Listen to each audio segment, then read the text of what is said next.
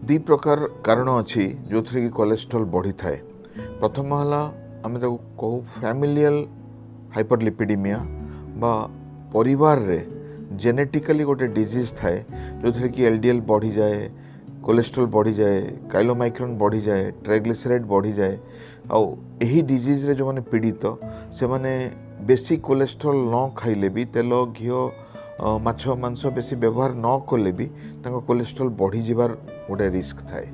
द्वितीय कथा है जो माने निजर जीवन धारण प्रणाली ठीक रखते क्षीरजात जिनस बा तेल घी बा राबिडी बटर आउ छणा छणी रेड मीट बा मटन आउ विभिन्न प्रकार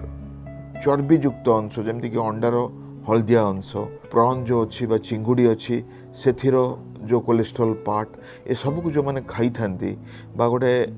काम न करिबा